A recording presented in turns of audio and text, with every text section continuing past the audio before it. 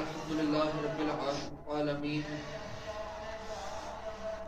الحمدللہ رب العالمین والعاقبۃ للمتقین والصلاة والسلام علی سید الانبیاء والمرسلین اما بعد قال اللہ تبارک و تعالی فی کلامہ المجید اعوذ باللہ من الشیطان الرجیم بسم اللہ الرحمن الرحیم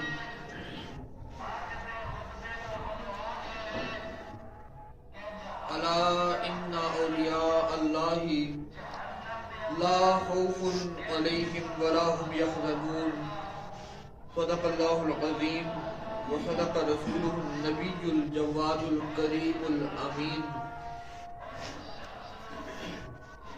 قال اللہ تبارک و تعالی فی شان حبیبہ ان اللہ و ملائکتہ یصلون علی النبی یا ایھا الذین آمنوا صلوا علیہ وسلموا تسلیما بآواز بلند درود پاک کا نذرانہ پیش کیجیے الصلاۃ والسلام علیک یا سیدی یا رسول اللہ وعلی آلک واصحابک یا سیدی یا حبیب اللہ الصلاۃ والسلام علیک یا رحمۃ للعالمین وعلی آلک واصحابک یا خاتم النبیین بلغ العلا بکمالہ کشف الدجی بجمالہ حسنت جمیع خصالہ صلوا علیہ وآلہ اللہ جل شانہ کا بے پایہ فضل و کرم ہے جس نے جمعۃ المبارک کی بابرکت گھڑیاں عطا فرمائی۔ رسول پاک صلی اللہ علیہ وآلہ وسلم نے ارشاد فرمایا، مفہوم ہے کہ اللہ رب العالمین جمعے کی رات یعنی شب جمعہ جو کل گزر گئی، پچھلی جو رات گزری، اور جمعے کا دن، ان گھڑیوں میں مالک کائنات ایسے لوگ جن پر جہنم واجب ہو گئی ہو، ہر گھڑی میں 6 لاکھ ایسے لوگوں کو معافی عطا فرماتا ہے جن پر جہنم واجب ہو چکی ہے۔ لیکن جمعے کا دن شب جمعہ آتے ہی پروردگار عالم ہر لمحے میں، ہر سیکنڈ میں 6 لاکھ جہنمیوں کو معافی عطا فرماتا ہے۔ یہ مہینہ جمادی الاول کا مہینہ، آج جمادی الاول کی 26 تاریخ، تمام اولیاء کاملین، صوفیاء کرام کو ماننے والوں کے لیے عمومی طور پہ اور سلسلہ عالیہ چشتیہ نظامیہ کے لیے خصوصی طور پہ یہ دن ایک ایسے بزرگ، ایک ایسی ہستی کے ساتھ منسوب ہے کہ علماء کرام اور اولیاء عظام نے ارشاد فرمایا کہ اگر پچھلی امتوں میں اس طرح کا کوئی بندہ ہوتا تو اللہ رب العالمین یقینی طور پہ اس کا قرآن میں ذکر فرماتے، یا ان کے نام پر قرآن مجید میں کوئی سورت نازل ہو جاتی۔ یہ امتیاز آقا کریم صلی اللہ علیہ وآلہ وسلم کے امتی کو اللہ رب العالمین نے عطا فرمایا۔ آپ پیشوائے امت،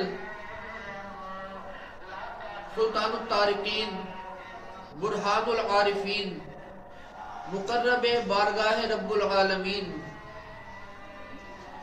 سید الاولیاء، سرخیل صوفیاء، حضرت خواجہ سیدنا ابراہیم بن ادھم بلخی رحمت اللہ تعالی علیہ، آپ کا یوم عرس بھی ہے، اور آپ کی ذات گرامی اللہ رب العالمین نے جو مقام آپ کو عطا فرمایا وہ اس پوری امت میں شاید دوبارہ کسی کو نہ نصیب ہو۔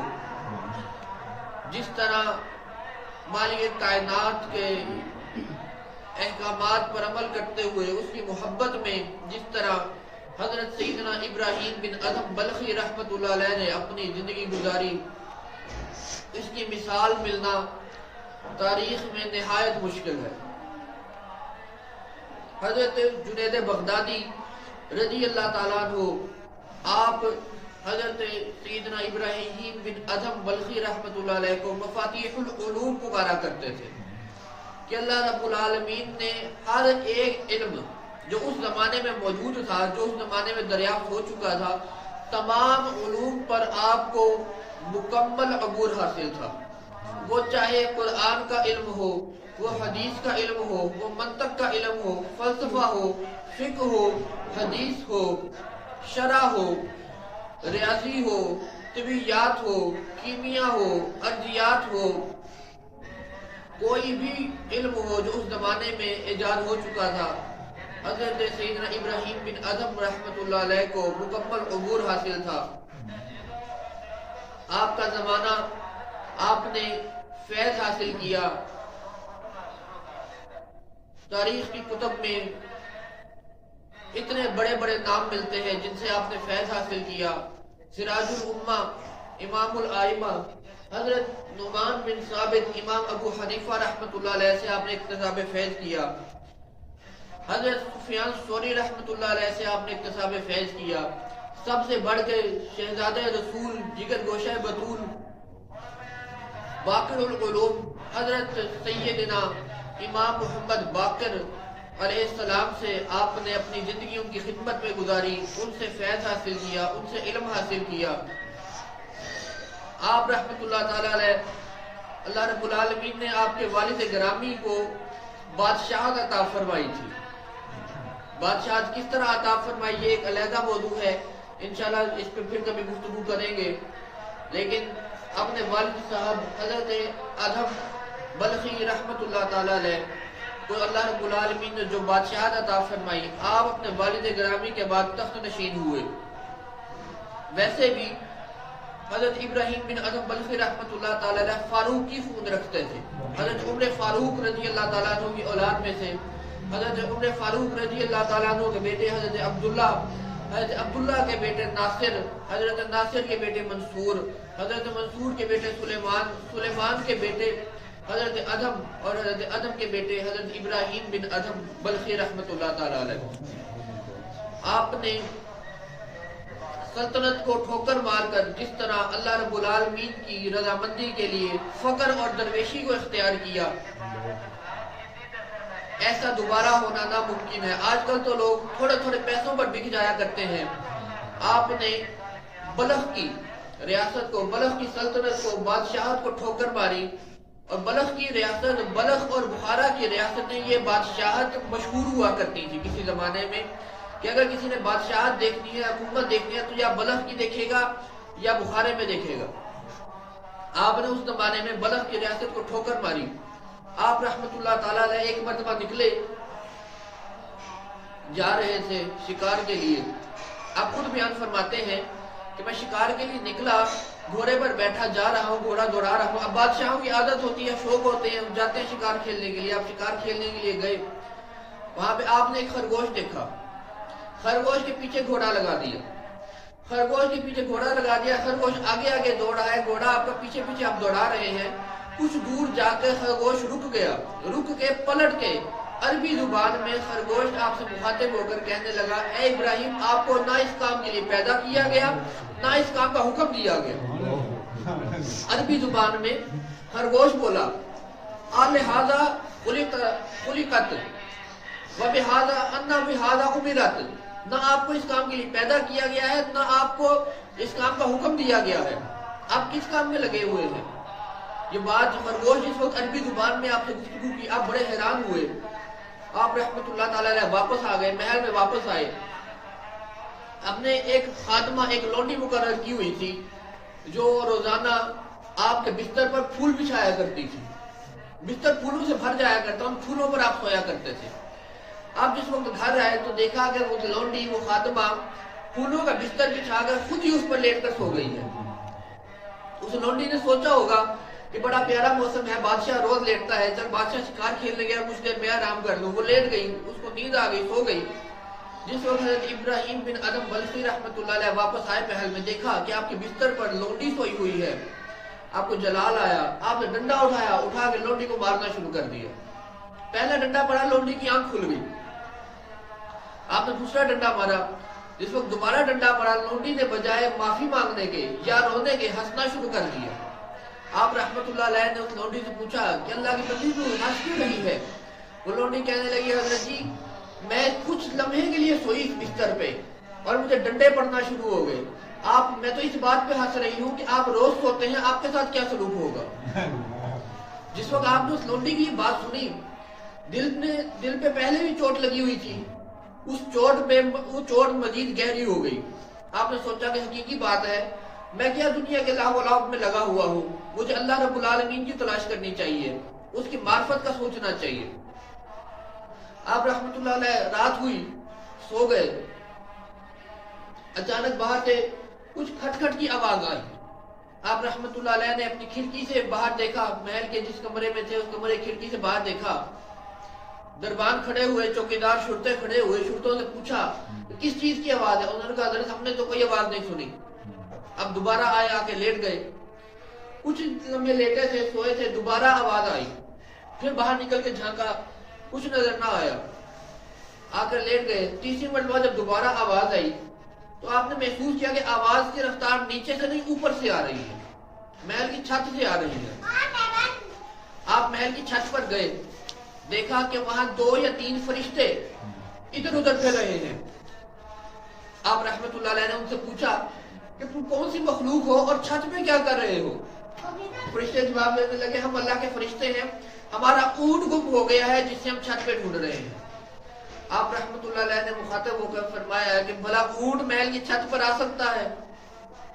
ایک عام انسانی عقل کی اگر بات کی جائے تو واقعی اونٹ محل کی چھت پر نہیں آ سکتا.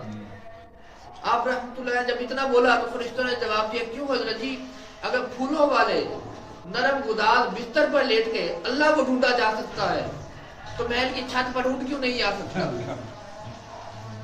لگاتار اللہ رب العالمین کی طرف سے آپ کو اشارے دیے جا رہے تھے کہ آپ کے پیدا ہونے کا مقصد یہ نہیں ہے جس کام میں آپ لگے ہوئے ہیں. آپ رحمت اللہ تعالی علیہ نے سوچا, نیچے آ گئے. اگلی رات ہوئی, کچھ دنوں بعد دوبارہ رات کا وقت تھا, آپ سوئے ہوئے, دیکھا کہ اس طرح محسوس ہوا جیسے کمرے میں روشنی روشنی کی پھیل رہی ہے. آپ رحمت اللہ علیہ نے آنکھیں کھولی, دیکھا 2 فرشتے کھڑے ہیں جنہوں نے ایک دفتر, ایک رجسٹر پکڑ رکھا ہے. رجسٹر میں نام لکھ رہے ہیں. پوچھا فرشتوں سے کیا لکھ رہے ہو؟ فرشتوں نے جواب دیا ہم ان لوگوں کے نام لکھ رہے ہیں جو اللہ سے محبت کرتے ہیں. آپ رحمت اللہ علیہ نے ارشاد فرمایا کیا میرا نام بھی اس رجسٹر میں, اس دفتر میں میرا نام بھی موجود ہے اس لسٹ میں, فہرست میں؟ فرشتوں نے جواب دیا جی آپ کا نام اس فہرست میں موجود نہیں ہے. آپ رحمت اللہ علیہ بڑے پریشان ہوئے. فرمایا اچھا بس یہی لکھنے تمہاری ڈیوٹی ہے؟ فرشتوں نے کہا ہماری ایک اور بھی ڈیوٹی ہے کہ ہم ان لوگوں کے نام بھی اکٹھے کرتے ہیں جو اللہ کی مخلوق سے محبت کرتے ہیں. آپ نے ارشاد فرمایا اچھا اس دفتر میں میرا نام موجود ہے؟ فرشتوں نے کہا موجود نہیں ہے, اگر آپ کہتے ہیں تو ہم اس رجسٹر میں آپ کا نام درج کر لیتے ہیں. آپ نے فرمایا میرا نام اس رجسٹر میں درج کر لیا جائے. فرشتوں نے رجسٹر کھولا, آپ کا نام درج کیا, بند کیا, غائب ہو گئے. اگلی رات دوبارہ آپ کو روشنی محسوس ہوئی, آنکھیں کھولی, دیکھا وہی 2 کل والے فرشتے کھڑے ہیں. پوچھا آج کیا لکھ رہے ہو؟ کل تو تم 2 نام لکھ رہے تھے, آج تمہاری کیا ذمہ داری ہے؟ فرشتوں نے جواب دیا آج ہم ان لوگوں کے نام لکھ رہے ہیں جن سے اللہ رب العالمین محبت کرتا ہے.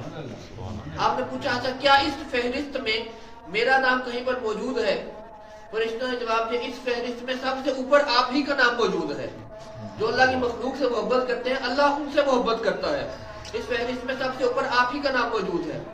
آپ رحمت اللہ تعالی علیہ نے سلطنت اپنے بیٹے کے حوالے کی, وزیر کے حوالے دی, اور خود اللہ رب العالمین کے گھر کا حج کرنے کے لیے سلطنت کو چھوڑ کے اعلان کر دیا حکومت میں کہ میں نے سلطنت کو چھوڑ دیا, ان کے حوالے کر دی, اور خود اللہ رب العالمین کو راضی کرنے کے لیے حج کرنے کے لیے, بیت اللہ کی زیارت کے لیے نکل پڑے. اور آپ کی عبادت کا یہ عالم تھا کہ آپ نے بلخ شہر سے مکہ المکرمہ کا سفر 14 سال میں طے کیا.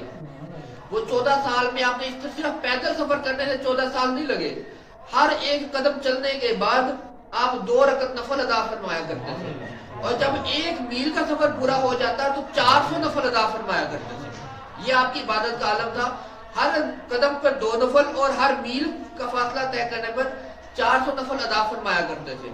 آپ نے سب کچھ چھوڑ دیا, فقر درویشی اختیار کر لی, ایک مرتبہ آپ بیٹھے ہوئے دریا کے کنارے، سمندر کنارے بیٹھے ہوئے، وزیر کا وہاں سے گزر ہوا، کہنے لگا حضرت جی آپ اچھے بندے ہیں، یہ بھلا کہاں کی عقل مندی ہے، اتنی عالی شان سلطنت کو چھوڑ کے آپ نے درویشی اختیار کر لی، فقیری اختیار کر لی، کیا کر رہے ہیں؟ آپ رحمت اللہ علیہ نے، آپ کے پاس سوئی پڑی ہوئی تھی، آپ رحمت اللہ علیہ نے سوئی اٹھائی اور اسے سمندر میں پھینک دیا، اور سمندر میں آواز لگائی ہے سمندر کی مخلوق پانی، یہ مخلوق میری سوئی گر گئی ہے، سوئی واپس کر دو۔ جس وقت آپ نے یہ آواز لگائی، سینکڑوں کی تعداد میں مچھلیاں اپنے منہ میں سونے کی سوئیاں لے کر باہر آ گئی۔ آپ رحمت اللہ علیہ نے فرمایا نہیں میری تو سونے کی سوئی نہیں ہے، میری تو لوہے کی سوئی ہے۔ ایک کمزور سی نہایت لاغر سی مچھلی پیچھے سے دوڑتی ہوئی آئی، جس نے منہ میں آپ کی لوہے کی سوئی تھام رکھی تھی، وہ اس نے آپ کی سوئی آپ کے سامنے کر دی۔ آپ رحمت اللہ علیہ نے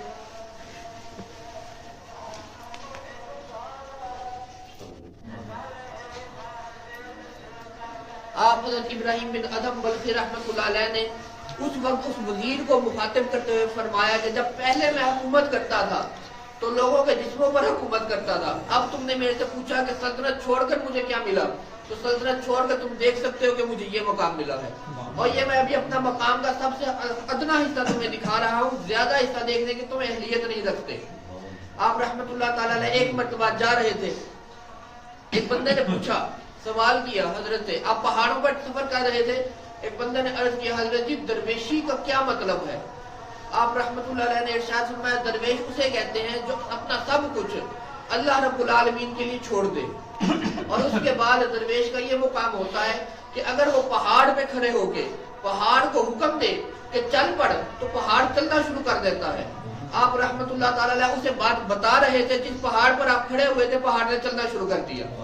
آپ نے اپنی ایڑی پہاڑ پر ماری اور فرمایا کہ میں نے مثال دینے کے لیے جملہ بولا، تجھے حکم نہیں دیا، میں نے تجھے حکم نہیں دیا چلنے کا، آپ سے مثال دینے کے لیے جملہ بول رہے ہیں، لیکن اللہ رب العالمین نے یہ مقام عطا فرمایا درویشی میں، فقر میں آپ کو، کہ آپ کے مثال دینے میں بھی پہاڑ نے چلنا شروع کر دیا۔ ایک مرتبہ آپ رحمت اللہ تعالیٰ نے جنگل سے گزر رہے تھے، آپ نے محسوس کیا کہ جنگل کافی وسیع ہے، کافی رقبے پر پھیلا ہوا ہے، میں اکیلا ہوں، اگر میرے ساتھ کوئی ہو جاتا، ایک کی بجائے دو کا ساتھ ہو جاتا تو بہتر ہو جاتا۔ کچھ ہی دور گئے، ایک نورانی شکل و صورت والے انتہائی خوبصورت آپ کو ایک بزرگ نظر آئے۔ حضرت ابراہیم بن ادھم بلخی رحمت اللہ تعالیٰ عنہ ان کے نزدیک گئے، ان سے پوچھا کیا میں آپ کے ساتھ سفر کر سکتا ہوں؟ آپ بھی اکیلے جا رہے ہیں، میں بھی اکیلا جا رہا ہوں، دونوں اکٹھے چلے جائیں گے، سفر اچھا گزر جائے گا۔ ان بزرگوں نے اجازت دے دی، کچھ دور تک ان بزرگوں کے ساتھ آپ نے سفر کیا۔ کچھ دور تک سفر کرنے کے بعد وہ بزرگ فرمانے لگے کہ ابراہیم ادھم بلخی میں تمہیں اس میں اعظم عطا کرتا ہوں، اللہ رب العالمین کا وہ نام عطا کرتا ہوں کہ اس نام کے وسیلے سے اسے پڑھ کے تم جو بھی مانگو گے مالک کائنات آپ کو ضرور عطا فرمائے گا۔ ان بزرگوں نے اس میں اعظم عطا فرمایا، اس میں اعظم عطا فرماتے ہی وہ بزرگ جو کافی دور سے آپ کے ساتھ آ رہے تھے وہ یکدم اچانک غائب ہو گئے، نظر نہ آئے۔ حضرت ابراہیم بن ادھم بلخی رحمت اللہ علیہ پریشان ہوئے، کچھ دور تک سفر کیا، مزید تھوڑا آگے گئے، ایک اور بزرگ کی زیارت ہوئی، وہ بزرگ آئے اور کہا کہ ہاں تمہیں اس میں اعظم کا پتہ لگ گیا۔ حضرت ابراہیم بن ادھم بلخی رحمت اللہ علیہ نے عرض کیا جی مجھے اس میں اعظم کا پتہ لگ گیا، لیکن آپ یہ بتا دیں کہ آپ کون ہیں؟ جو پہلے جن بزرگوں نے مجھے اس میں اعظم بتایا میں ان سے ان کا تعارف بھی نہیں پوچھ سکا، آپ مجھے بتا دیں کہ آپ کون ہیں؟ جو دوبارہ بزرگ ملے تھے، بعد میں بزرگ ملے تھے، انہوں نے ارشاد فرمایا کہ مجھے اللہ رب العالمین نے اپنا بندہ بنایا ہے جنہیں خضر علیہ السلام کہا جاتا ہے، میرا نام خضر ہے، اور جس بندے سے تمہاری پہلے ملاقات ہوئی ہے وہ اللہ کے نبی حضرت الیاس علیہ السلام تھے، تمہیں پہلے اس میں اعظم سکھانے والے الیاس علیہ السلام تھے، اور اب میں اللہ کا نبی خضر علیہ السلام ہوں۔ ایک دن میں اللہ رب العالمین نے اپنے دو نبیوں کی زیارت اللہ کریم نے آپ کو عطا فرمائی۔ اس کے علاوہ ایک مرتبہ حضرت ابراہیم بن ادھم بلخی رحمت اللہ علیہ سے ایک بندے نے سوال کیا حضرت جی مجھے کچھ نصیحت فرمائیں۔ آپ رحمت اللہ علیہ نے ارشاد فرمایا کہ گناہ نہ کریں، اگر گناہ کرنا ضروری ہو تو اس کی 6 شکلیں یاد رکھ لیں، 6 شرائط پورا اترتے ہوئے پھر گناہ کریں، اس کے علاوہ گناہ نہ کریں۔ بندے نے عرض کیا حضور کون سی 6 شرائط ہیں؟ سب سے پہلی شرط، سب سے پہلی صورت جو آپ رحمت اللہ علیہ نے اس بندے کو ارشاد فرمائی کہ اگر تُو نے گناہ کرنا ہو تو کسی ایسی جگہ پر گناہ کریں جہاں تو یہ وثوق سے کہہ سکے کہ مجھے اللہ نہیں دیکھ رہا۔ تُو نے اگر گناہ کرنا ہو تو ایسی جگہ پر چلا جائے جہاں تجھے اللہ نہ دیکھ رہا ہو۔ وہ بندہ کہنے لگا حضرت جی ایسے کس طرح ممکن ہے کہ اللہ رب العالمین تو سمیع و بصیر ہے، وہ تو ہر جگہ دیکھ رہا ہے، وہ تو انسان کے دلوں کے رازوں کو بھی جاننے والا ہے، میں بھلا اس سے چھپ کر کس طرح گناہ کر سکتا ہوں؟ آپ رحمۃ اللہ علیہ نے ارشاد فرمایا اگر تو اس سے چھپ کر گناہ نہیں کر سکتا تو پھر تو گناہ نہ کر۔ اس نے کہا اچھا مجھے دوسری صورت بتایا اگر میں نے پھر بھی گناہ کرنا ہو۔ آپ نے ارشاد فرمایا اگر تو نے پھر بھی گناہ کرنا ہو تو اللہ کی سلطنت سے نکل جا، جہاں پہ اللہ کی بادشاہی نہیں وہاں جا کر گناہ کر۔ وہ بندہ عرض کرنے لگا حضرت میں ایسی کس جگہ پر جا سکتا ہوں؟ زمین سے لے کے آسمان تک، شرق سے لے کے غرب تک، مشرق سے مغرب، شمال سے جنوب، ساتوں آسمانوں میں، ساتوں زمینوں کی تہوں میں، ہر مقام پر اللہ رب العالمین ہی کی حکومت ہے۔ آپ رحمۃ اللہ علیہ نے ارشاد فرمایا اگر تو اللہ کی سلطنت سے، اللہ کی حکومت سے باہر نہیں نکل سکتا پھر اس کی نافرمانی کرنا چھوڑ دے۔ تیسری گفتگو، تیسری بات جو آپ نے ارشاد فرمائی کہ اگر تو گناہ کرنا چاہتا ہے تو اس بات کا دھیان رکھیں کہ گناہ کرنے کے بعد اللہ کا رزق نہ کھائیں۔ بندہ عرض کرنے لگا حضور بھلا اس کائنات میں اللہ کے علاوہ اور بھی کوئی رازق ہے؟ وہ ہر جگہ پر اسی کی نعمتیں چلتی ہیں، اسی کا دیا ہوا رزق ہے، وہی تمام عالمین کو رزق عطا، روٹی عطا فرماتا ہے۔ آپ رحمۃ اللہ علیہ نے ارشاد فرمایا اگر تو اس کا رزق نہیں چھوڑ سکتا تو اس کی نافرمانی کرنا چھوڑ دے، پھر وہ گناہ کرنا چھوڑ دے کہ جس گناہ کو کرنے کے بعد تو اس کے علاوہ کسی اور کا رزق کھا سکے۔ اس کے علاوہ چوتھی گفتگو، چوتھی بات جو آپ نے ارشاد فرمائی کہ اگر تو گناہ کرنا چاہے تو اس بات کو اپنے ذہن میں رکھی کہ جب ملک الموت تیری روح قبض کرنے کے لیے آئے گا تو اسے انکار کر دینا کہ میں نے تیرے ساتھ نہیں جانا۔ وہ بندہ کہنے لگا حضور اس طرح کس طرح ممکن ہے؟ ایسے کیسے ہو سکتا ہے کہ ملک الموت آئے، حضرت اسرائیل علیہ السلام آئے اور بندہ ان سے کہے میں نے آپ کے ساتھ نہیں جانا؟ نہ وہ بندے سے پوچھ کر آتے ہیں، نہ بتا کر آتے ہیں اور اللہ کا حکم پورا کر کے چلے جاتے ہیں۔ آپ رحمۃ اللہ علیہ نے ارشاد فرمایا اگر تم ملک الموت کے ساتھ انہیں انکار نہیں کر سکتا تو پھر اس بات کے لیے تیاری کر کے اس کے آنے سے پہلے پہلے اللہ رب العالمین کو راضی کر لے۔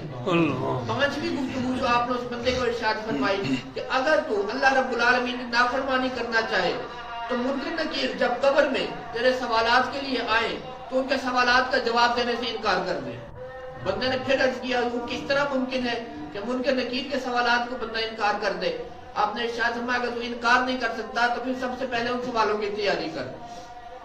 جس طرح میں جب یہاں پر موجود تھا، میں پہلے سلطنت پر موجود تھا، میرے سے پہلے میرے والد گرامی موجود تھے، ان سے پہلے ان کے بڑے موجود تھے، لیکن کوئی بھی نہیں رہا، سب نے اپنی اپنی تیاری کی، اپنے اپنے جوابات خود دینے ہیں۔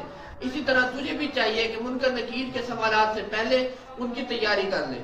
اور چھٹی بات جو آپ نے ارشاد فرمائی کہ جب کل قیامت کے دن اللہ رب العالمین کے سامنے پیش ہو تو اللہ رب العالمین سے مہلت مانگ لینا۔ جب اللہ حکم دے کہ جہنم میں چلا جا تو مہلت مانگ لینا کہ مالک کائنات تو مجھے نیکیاں کرنے کی توفیق دے۔ اس وقت بندے نے عرض کیا کہ اس وقت کسی کو نیکی کرنے کی اجازت نہیں دی جائے گی۔ آپ نے ارشاد فرمایا اگر تو ان 6 باتوں کو پورا نہیں کر سکتا تو اللہ رب العالمین کی نافرمانی کرنا چھوڑ دے۔ اگر کوئی بندہ ان 6 باتوں میں سے کسی ایک بات کو پورا کر سکتا ہے تو اللہ رب العالمین کی نافرمانی کرے، اس کے علاوہ پروردگار عالم کے گناہ کرنے سے باز رہے۔ اللہ رب العالمین کی بارگاہ میں دعا ہے کہ ہمیں بزرگوں کا فیضان صحیح معنوں میں عطا فرمائے۔ وما علینا الا البلاغ۔